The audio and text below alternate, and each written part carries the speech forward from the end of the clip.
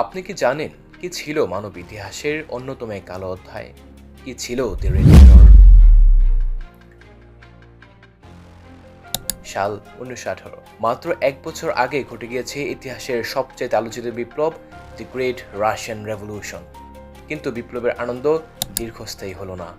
অল্প সময়ের মধ্যে রাশিয়া ডুবে গেল ভয়, আতঙ্ক আর রক্তের স্রোতে।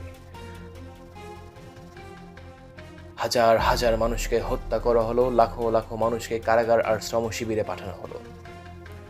আর এই দমন পীড়নের অভিযানে ইতিহাসে পরিচিত হলো দি রেড টেরর নামে।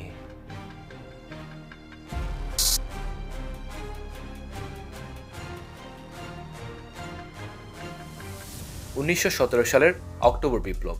ভ্লাদিমির লেনিনের নেতৃত্বে ভলশেভিকরা জার নিকোলাস II-কে ক্ষমতা থেকে সরিয়ে দেয় আর তার প্রতিশ্রুতি দেয় সবার জন্য সমতা, শ্রমিক ও কৃষক শ্রেণীর ক্ষমতায়ন আর সমাজতান্ত্রিক এক রাষ্ট্র। কিন্তু বাস্তবে তখন রাশিয়ার অবস্থা ছিল বেশ ভয়াবহ। তাদের অর্থনীতি ভেঙে গিয়েছে, গৃহযুদ্ধ শুরু হয়ে গিয়েছে। একদিকে ভলশেভিকের রেড আর্মি, আরেকদিকে রাজতন্ত্রপন্থীদের হোয়াইট আর্মি, ম্যানশেভিক, সমাজতান্ত্রিক বিপ্লবীরা এবং বিদেশি শক্তিগুলো সমর্থিত বাহিনীসমূহ। বলশেভিকদের জন্য সবচেয়ে বড় প্রশ্ন ছিল কিভাবে নিজেদের ক্ষমতা আসলে টিকিয়ে রাখা যায়, আর এর উত্তরে ছিল শক্তি আর দমন নীতি।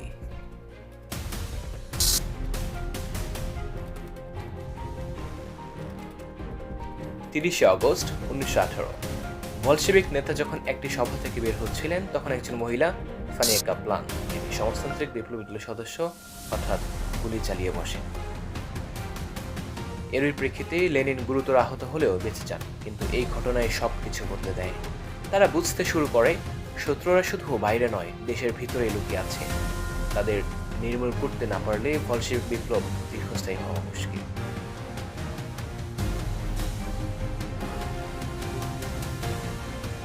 2 সেপ্টেম্বর 1918। সোভিয়েত সরকার এবার আনুষ্ঠানিকভাবে ঘোষণা করে বসল, সন্ত্রাসই এখন রাষ্ট্রের নীতি। আর ঠিক 3 দিন পরই, অর্থাৎ 5 মে 1918, দ্য রেড টেরর অভিযান আনুষ্ঠানিকভাবে শুরু হয়।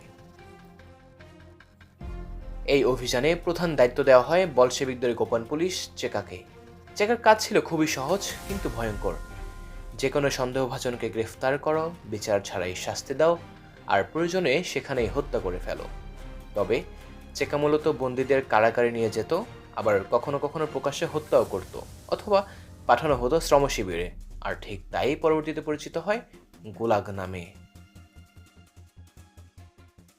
ঠিক কি পরিমাণ মানুষ এই সন্ত্রাসে নিহত হয়েছিল নিশ্চিত সংখ্যা না জানা গেলেও ইতিহাসবিদদের মতে প্রায় 1 থেকে 2 লাখ মানুষকে সরাসরি হত্যা করা হয়, আর 5 লাখেরও বেশি মানুষকে গ্রেফতার করা হয়। অনেকেই সঙ্গে সঙ্গে গুলিতে হত্যা করা হয়, আবার কেউ কেউ কারাগারে কিংবা শ্রমশিবিরে ধুকে ধুকে মারা যায়। এমনকি অনেক সাধারণ মানুষও কেবলমাত্র সন্দেহের বশেই মারা গিয়েছিল। তাদের একটাই অপরাধ, বলশেভিকদের সমর্থন না করা।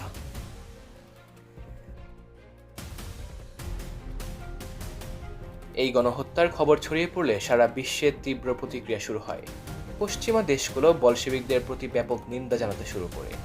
আবার অনেকেই বলশেভিক শাসনকে পরবর্তীকালে হিটলার ও মুসোলিনির ফ্যাসিস্ট দমননীতির সাথে তুলনা করে বসে। কেননা দ্য রেড টেরর শব্দটাই হয়ে ওঠে রাষ্ট্রীয় সন্ত্রাসের প্রতীক। বলশেভিকরা এই সন্ত্রাসের মাধ্যমে তাদের শত্রুদের দমন করতে সক্ষম হয়, শেষ পর্যন্ত গৃহযুদ্ধেও জয়লাভ করে। আর ঠিক এরই প্রেক্ষিতে 1922 সালে দি গ্রেট সোভিয়েত ইউনিয়নের জন্ম হয়। By 1922, the civil war in the country had also reached its conclusion, with the Bolsheviks victorious and a new Soviet Union established. তবে এর মূল্য ছিল বেশ ভয়াবহ। লাখ লাখ নিরীহ প্রাণহানি, ভয় আর আতঙ্কের সংস্কৃতি, আর স্বাধীন মত প্রকাশের মৃত্যু। দি রেড টেরর আমাদের শেখায়, যখন রাষ্ট্র নিজেই সন্ত্রাসকে অস্ত্র বানায়, তখন কোনো সাধারণ মানুষই আর নিরাপদে থাকতে পারে না।